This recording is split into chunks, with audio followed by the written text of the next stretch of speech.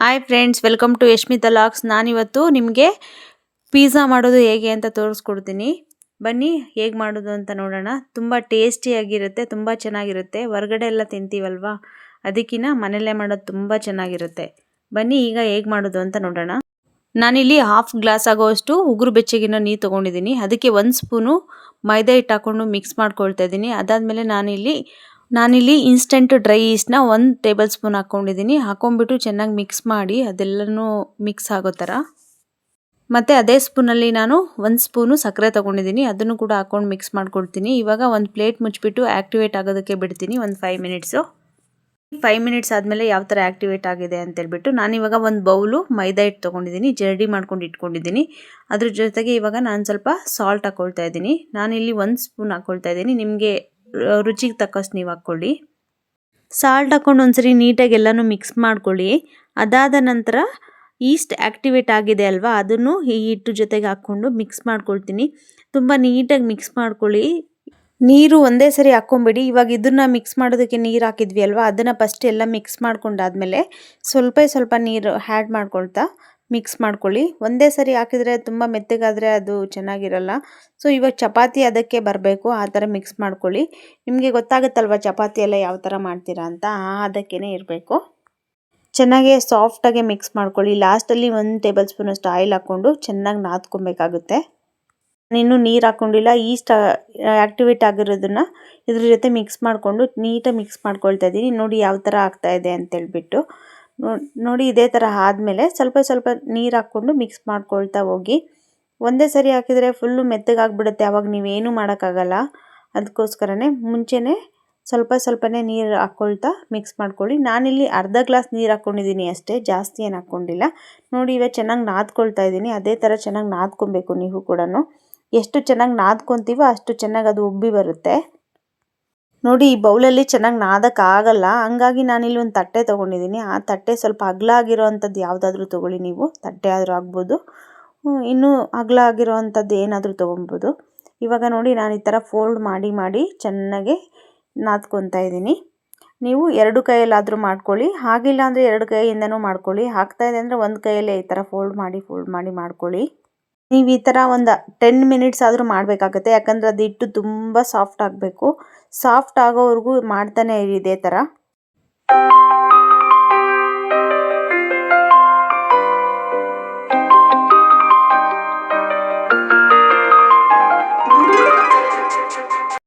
ನೋಡಿ ನಾನಿವಾಗ ಫೋಲ್ಡ್ ಮಾಡ್ತಿದ್ದೀನಲ್ಲ, ಅದೇ ಥರ ಫೋಲ್ಡ್ ಮಾಡಿಕೊಂಡು ರೌಂಡ್ ಶೇಪ್ ಮಾಡ್ಕೊಳ್ಳಿ.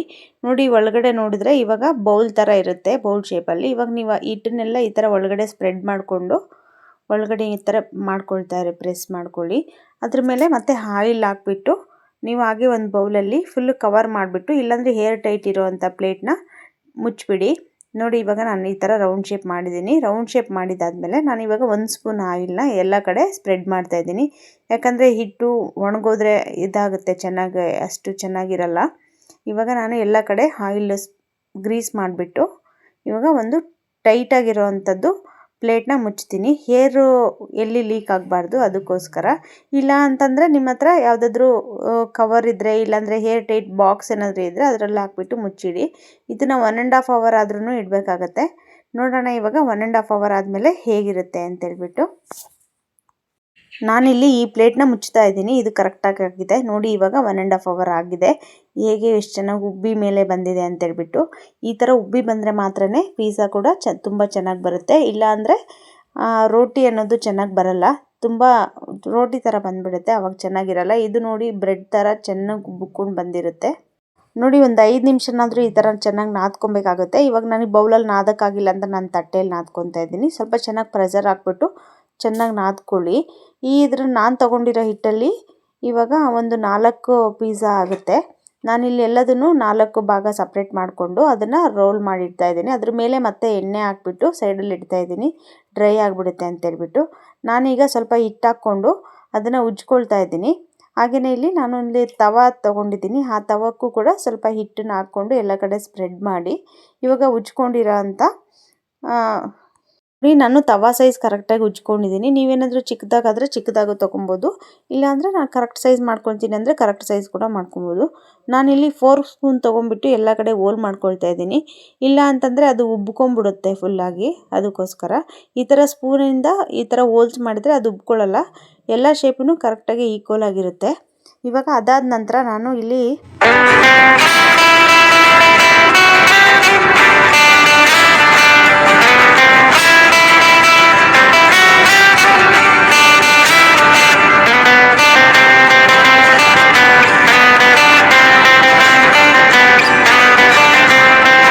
ನಾನು ಈ ಥರ ಹೋಲ್ಸ್ ಎಲ್ಲ ಮಾಡ್ಕೊಂಡಾದಮೇಲೆ ಪಿಜ್ಜಾ ಸಾಸ್ನ ಅಪ್ಲೈ ಮಾಡ್ಕೊಳ್ತಿದ್ದೀನಿ. ನಾನಿಲ್ಲಿ ಪಿಜ್ಜಾ ಸಾಸು 1½ ಸ್ಪೂನ್ ತೊಗೊಂಡಿದ್ದೀನಿ. ನಾನು ಅಪ್ಲೈ ಮಾಡ್ತಾಯಿದ್ದೀನಲ್ಲ ಅದೇ ಟೇಬಲ್ ಸ್ಪೂನಿಂದನೇ.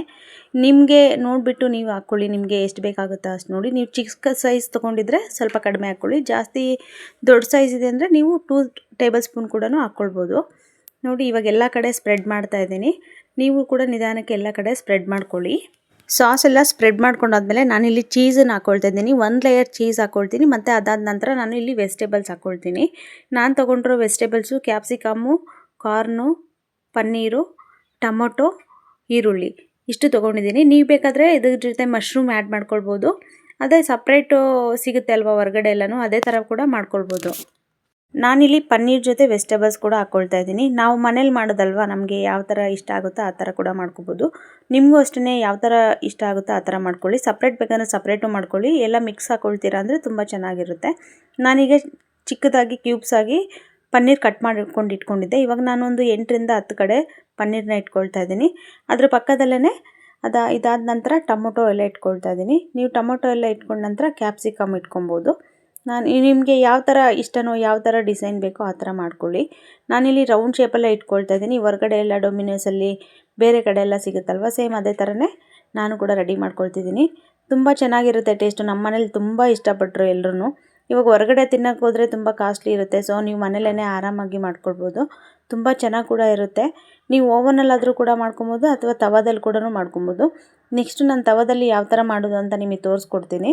ಇವಾಗ ನಾನು ಮಾಡ್ತಾ ಇರೋದು ಓವನಲ್ಲಿ ಯಾವ ಥರ ಮಾಡೋದು ಅಂತ ತೋರಿಸ್ಕೊಡ್ತಾ ಇದ್ದೀನಿ. ನೋಡಿ ಇಲ್ಲಿ ನಾನು ಚಿಲ್ಲಿ ಕೂಡ ಇಟ್ಕೊಳ್ತಿದ್ದೀನಿ. ಇದು ಗ್ರೀನ್ ಕಲರ್ ಚಿಲ್ಲಿ, ಅದೇ ದಪ್ಪದ ಸಿಗುತ್ತಲ್ವ ಅದು ನಾನು ಇಟ್ಕೊಳ್ತಾ ಇದ್ದೀನಿ. ಸುಮ್ಮನೆ ಇರಲಿ ಅಂತೇಳ್ಬಿಟ್ಟು. ನೀವು ಕೂಡ ನಿಮ್ಗೆ ಇಷ್ಟ ಆದರೆ ಇಟ್ಕೊಳ್ಳಿ, ಬೇಡ ಅಂದರೆ ಸ್ಕಿಪ್ ಮಾಡ್ಕೋಬೋದು. ನೋಡಿ ನಾನಿಲ್ಲಿ ಸ್ಕ್ವೇರ್ ಶೇಪಲ್ಲಿ ಈರುಳ್ಳಿನ ಕಟ್ ಮಾಡಿ ಲೇಯರ್ ಸಪ್ರೇಟ್ ಮಾಡ್ಕೊಂಡಿದ್ದೀನಿ. ಇದಕ್ಕೆಲ್ಲ ಸೇರಿಬಿಟ್ಟು 1 ಈರುಳ್ಳಿ ಆದರೆ ಸಾಕಾಗುತ್ತೆ. ಇವಾಗ 4 ಪಿಜ್ಜಾ ಆಗ್ತಾಯಿದೆ. ನಾನು ಅದಕ್ಕೆ ಒಂದೇ ಈರುಳ್ಳಿ ತೊಗೊಂಡಿರೋದು. ಮೆಣಸಿನ್ಕಾಯಿನೂ ಅಷ್ಟೇ ದಪ್ಪದಾಗಿರೋದು, ಖಾರ ಇಲ್ಲ ಅದು, ಹಾಗಾಗಿ 2 ತೊಗೊಂಡಿದ್ದೀನಿ.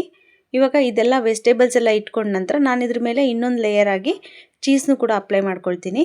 ನಿಮಗೆ ನೋಡಿ ಸ್ವಲ್ಪ ಫಸ್ಟು ಕಡಿಮೆ ಹಾಕ್ಕೊಳ್ಳಿ ಚೀಸು, ಆಮೇಲೆ ಬೇಕಾದರೆ ಇನ್ನೊಂದು ಸ್ವಲ್ಪ ಆ್ಯಡ್ ಮಾಡ್ಕೊಳ್ಳಿ. ನೋಡಿ ನಾನು ಕಾರ್ನು ಕೂಡ ಇಟ್ಕೊಂಡಿದ್ದೀನಿ. ಕಾರ್ನು ಕೂಡ ಕಡಿಮೆನೇ ಇಟ್ಕೊಂಡಿದ್ದೀನಿ, ಯಾಕಂದರೆ ಇಡೋಕ್ಕೆ ಜಾಗ ಇರಲಿಲ್ಲ. ಎಲ್ಲ ಆಲ್ರೆಡಿ ಎಲ್ಲ ವೆಜಿಟೇಬಲ್ಸ್ ಇಟ್ಬಿಟ್ಟಿದ್ದೀನಿ. ನೋಡಿ ಎಷ್ಟು ಚೆನ್ನಾಗಿ ಕಲರ್ಫುಲ್ಲಾಗಿ ಕಾಣಿಸ್ತಾ ಇದೆ ಅಂತ. ಟೇಸ್ಟ್ ಕೂಡ ಅಷ್ಟೇ ಚೆನ್ನಾಗಿತ್ತು, ಮತ್ತು ಸ್ಮೆಲ್ ಕೂಡ ಅದೇ ಥರನೇ ಬರ್ತಾಯಿತ್ತು. ಹೊರಗಡೆ ಎಲ್ಲ ನಾವು ಪಿಜ್ಜಾ ಸೆಂಟರ್ ಹತ್ರ ಎಲ್ಲ ಹೊರಗಡೆ ಹೋಗುವಾಗ ಎಷ್ಟು ಚೆನ್ನಾಗಿ ಗಮ್ ಅಂತ ಇರುತ್ತೆ ನೋಡಿ, ನಾವು ಕೂಡ ತಿನ್ನಬೇಕು ಅಂತ ಆಸೆ ಆಗ್ತಾ ಇರುತ್ತೆ. ಸೇಮ್ ಅದೇ ಥರನೇ ನನ್ನ ಮಕ್ಕಳು ಅಂತೂ ವೆಯ್ಟ್ ಮಾಡೋಕ್ಕೆ ರೆಡಿ ಇರಲಿಲ್ಲ. ತುಂಬ ಗಮ್ ಅಂತ ಬರ್ತಾಯಿದೆ ಅಂತೇಳ್ಬಿಟ್ಟು ಕುಣಿತಾನೆ ಇದ್ದರು. ಅದಾಗೋವರೆಗೂ ವೆಯ್ಟ್ ಮಾಡೋಷ್ಟು ಪೇಷನ್ಸೇ ಇರಲಿಲ್ಲ ಅವ್ರಿಗೆ. ನೋಡಿ ನಾನಿಲ್ಲಿ ವೆಜಿಟೇಬಲ್ಸ್ ಎಲ್ಲ ಈ ಥರ ಜೋಡಿಸ್ಕೊಂಡಿದ್ದೀನಿ. ನೀವು ಕೂಡ ಅದೇ ರೀತಿಯಾಗಿ ಇಟ್ಕೊಳ್ಳಿ. ನಿಮಗೆ ಯಾವ ಥರ ಡಿಸೈನ್ ಬೇಕೋ ಆ ಥರನೇ ಇಟ್ಕೊಳ್ಳಿ. ನೋಡಿ ಇವಾಗ ನಾನು ಮತ್ತೆ ಚೀಸ್ನ ಅಪ್ಲೈ ಮಾಡ್ತಾಯಿದ್ದೀನಿ. ಮೇಲೆಲ್ಲ ಸ್ವಲ್ಪ ಚೀಸ್ ಹಾಕೋದ್ರಿಂದ ವೆಜಿಟೇಬಲ್ಸ್ ಯಾವುದೂ ಆ ಕಡೆ ಈ ಕಡೆ ಹೋಗೋಲ್ಲ. ಎಲ್ಲ ಚೀಸು ಮೆಲ್ಟ್ ಆಗುತ್ತಲ್ವ, ಮೆಲ್ಟಾಗಿ ಎಲ್ಲ ಸ್ಪ್ರೆಡ್ ಆಗಿಬಿಡುತ್ತೆ. ಅದ್ರ ಮೇಲೆ ಚೆನ್ನಾಗಿ ಫಿಕ್ಸ್ ಆಗಿಬಿಡುತ್ತೆ. ಹಂಗಾಗಿ ಚೀಸು ಇಷ್ಟ ಆಗಲ್ಲ ಅನ್ನೋರು ಸ್ವಲ್ಪ ಕಡಿಮೆನೇ ಹಾಕ್ಕೊಳ್ಬೋದು. ನಮ್ಮ ಮನೇಲಿ ಏನಿಲ್ಲ, ನಾನು ಇದು ಕರೆಕ್ಟಾಗಿ ಹಾಕಿದ್ದೀನಿ. ತುಂಬ ಜಾಸ್ತಿನೂ ಹಾಕಿಲ್ಲ, ತುಂಬ ಕಡಿಮೆನೂ ಹಾಕಿಲ್ಲ. ನಾವು ಪಿಜ್ಜಾ ಓವನಲ್ಲಿ ಇಡೋದಕ್ಕಿಂತ ಮೊದಲು ಫ್ರೀ ಹೀಟ್ ಮಾಡ್ಕೊಬೇಕಾಗುತ್ತೆ. 180 ಡಿಗ್ರಿಯಲ್ಲಿ ನಾನು 5 ಮಿನಿಟ್ಸು ಫ್ರೀ ಹೀಟ್ ಮಾಡ್ಕೊಂಡಿದ್ದೆ. ಅದಾದ ನಂತರ ನಾನಿಲ್ಲಿ ಪಿಜ್ಜಾದು ಒಳಗಡೆ ಇಡ್ತಾಯಿದ್ದೀನಿ. ಪಿಜ್ಜಾ ನಾನು ಇವಾಗ ಒಳಗಡೆ ಇಟ್ಟಾದ ನಂತರ ನಾನಿಲ್ಲಿ ಸೆಟ್ಟಿಂಗ್ ಮಾಡ್ಕೊಳ್ತಾ ಇದ್ದೀನಿ. ನಾನು ಟೈಮಿಂಗ್ಸ್ ಬಂದುಬಿಟ್ಟು ಇವಾಗ 25 ಮಿನಿಟ್ಸ್ ಇಟ್ಕೊಂಡಿದ್ದೀನಿ. ಸಾಕಷ್ಟೇ, 25 ಮಿನಿಟ್ಸ್ ಆದರೆ ಕರೆಕ್ಟಾಗಿ ಬೆಂದಿರುತ್ತೆ. ಬೇಕಾದರೆ ನೀವು ಇನ್ನೊಂದು 5 ಮಿನಿಟ್ಸ್ ಎಕ್ಸ್ಟ್ರಾ ಇಟ್ಕೊಳ್ಳಿ, ನೋಡಿದ್ರೆ ಗೊತ್ತಾಗುತ್ತೆ ನಿಮಗೆ. ಸೀದೋದ್ರೆ ಏನಾದರೂ ಆದರೆ ಆ ಥರ ಆದರೆ ಕಡಿಮೆನೇ ಇಟ್ಕೊಳ್ಳಿ. ಇಲ್ಲ ಅಂತಂದರೆ ಕರೆಕ್ಟಾಗಿ 25 ಮಿನಿಟ್ಸ್ ಇಟ್ಕೊಳ್ಳಿ. 20 to 30 ಮಿನಿಟ್ಸ್ ಒಳಗಡೆ ಇಟ್ಕೊಳ್ಳಿ, ತುಂಬ ಚೆನ್ನಾಗಿ ಬರುತ್ತೆ. ನೋಡಿ ಮೆಲ್ಟ್ ಆಗ್ತಾ ಇದೆ. ಇವಾಗ ಫ್ರೀ ಹೀಟ್ ಮಾಡ್ಕೊಂಡಿದ್ದೆ ಅಲ್ವಾ, ಸೊ ಅದರಲ್ಲಿ ಬಿಸಿ ಇತ್ತಲ್ವ, ಅದಕ್ಕೆ ಮುಂಚೆನೇ ಹೀಟ್ ಮಾಡ್ಕೊಂಡಿದ್ರೆ ಎಲ್ಲ ಕರೆಕ್ಟಾಗಿ ಚೆನ್ನಾಗೇ ಬರುತ್ತೆ. ನೋಡಿ ಇವಾಗ ರೋಟಿ ಕೂಡ ಇವಾಗ ಬಂದ್ ಥರ ಊದ್ಕೊತಾ ಇದೆ ಸ್ವಲ್ಪ. ಪಿಜ್ಜಾ ಕುಕ್ ಆಗೋ ಟೈಮಲ್ಲಂತೂ ಒಳ್ಳೆ ಸ್ಮೆಲ್ ಬರ್ತಾ ಇರುತ್ತೆ. ಎಲ್ರಿಗೂ ಆಸೆ ಆಗುತ್ತೆ. ನನಗೇನು ನಾನು ತಿನ್ನಲ್ಲ ಪಿಜ್ಜಾ ಅನ್ನೋರೆಲ್ಲ ಕೂಡ ನಂಗೆ ಬೇಕು ಅಂತಲೇ ಹೇಳ್ತಾರೆ. ಅಷ್ಟು ಚೆನ್ನಾಗಿರುತ್ತೆ.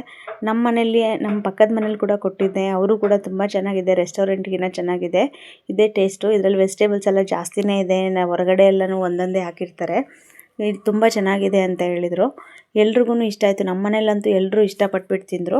ನಾನಿಲ್ಲಿ ಆರೋಗ್ಯನೋ ಫ್ಲೇಕ್ಸು ಹಾಗೆ ಚಿಲ್ಲಿ ಫ್ಲೇಕ್ಸ್ನ ಹಾಕ್ಕೊಳ್ತಾ ಇದ್ದೀನಿ ಮೇಲೆ. ಅದ್ರ ಫ್ಲೇವರು ಚೆನ್ನಾಗಿರುತ್ತೆ. ಪಿಜ್ಜಾ ಅಂತಂದರೆ ಆರೋಗ್ಯನೋ ಚಿಲ್ಲಿ ಫ್ಲೇಕ್ಸ್ ಎರಡೂ ಹಾಕಿದರೆ ಚೆನ್ನಾಗಿರುತ್ತೆ ಟೇಸ್ಟು. ಯಾಕಂದರೆ ಖಾರ ಖಾರ ಸಿಗ್ತಾ ಇರುತ್ತೆ, ಆವಾಗ ಅದ್ರ ಟೇಸ್ಟೂ ಚೆನ್ನಾಗಿರುತ್ತೆ. ಮಕ್ಕಳಿಗಂತೂ ತುಂಬಾ ಇಷ್ಟ ಆಗುತ್ತೆ. ಚೀಸು ವೆಜಿಟೇಬಲ್ಸು ಎಲ್ಲ ಇರೋದ್ರಿಂದ ಇಷ್ಟ ಆಗುತ್ತೆ. ಆದರೆ ಜಾಸ್ತಿ ತಿನ್ನೋಕ್ಕಾಗಲ್ಲ. ಹಾಗೆ ನಾವು ಮಂತ್ಲಿ ಒನ್ಸು ಆ ಥರ ಮಾಡಿಕೊಂಡು ಮನೆಯಲ್ಲೇ ತಿನ್ಕೊಬೋದು. ಹೊರಗಡೆ ಹೋಗೋದಕ್ಕಿಂತ ಮನೇಲಿ ಮಾಡ್ಕೊಳ್ಳೋದು ತುಂಬ ಒಳ್ಳೇದಲ್ವಾ. ಹಾಗಾಗಿ ನಾವು ಮನೆಯಲ್ಲೇ ಮಾಡ್ಕೊಳ್ತೀವಿ. ನೋಡಿ ಇಲ್ಲಿ ನಾನಿಲ್ಲಿ 8 ಪೀಸಾಗಿ ಕಟ್ ಮಾಡ್ಕೊಳ್ತಿದ್ದೀನಿ ಪಿಜ್ಜಾ ಕಟ್ಟರಿಂದ. ನೀವು ಕೂಡ ಬೇಕಾದರೆ ಪಿಜ್ಜಾ ಕಟ್ಟರ್ ಇದ್ದರೆ ಅದರಲ್ಲೇ ಮಾಡ್ಕೊಳ್ಳಿ. ಇಲ್ಲ ಅಂತಂದರೆ ನೈಫಲ್ಲಿ ಕೂಡ ಮಾಡ್ಕೊಳ್ಬೋದು. ನಿಮಗೆ 4 ಪೀಸ್ ಅಂದರೆ 4 ಪೀಸ್ ಮಾಡ್ಕೊಳ್ಳಿ, 6 ಪೀಸ್ ಅಂದರೆ 6 ಮಾಡ್ಕೊಳ್ಳಿ. ನಾನಿಲ್ಲಿ ಮಕ್ಕಳಿದಾರಲ್ವಾ, ಸೊ ನಾನು ಜಾಸ್ತಿ ತಿಂದೆ ಅಂತ ಕೌಂಟ್ ಆಗಲಿ ಅಂತ ಹೇಳ್ಬಿಟ್ಟು ನಾನಿಲ್ಲಿ 8 ಮಾಡ್ಕೊಳ್ತಾ ಇದ್ದೀನಿ. ಲೈಕ್ ಮಾಡಿ, ಶೇರ್ ಮಾಡಿ, ಕಮೆಂಟ್ ಮಾಡಿ, ಸಬ್ಸ್ಕ್ರೈಬ್ ಮಾಡೋದನ್ನು ಮರಿಬೇಡಿ. ನೀವು ಕೂಡ ಒಂದ್ಸರಿ ಟ್ರೈ ಮಾಡಿ, ನಿಮಗೂ ಕೂಡ ಖಂಡಿತವಾಗಿ ಇಷ್ಟ ಆಗುತ್ತೆ. Thanks for watching.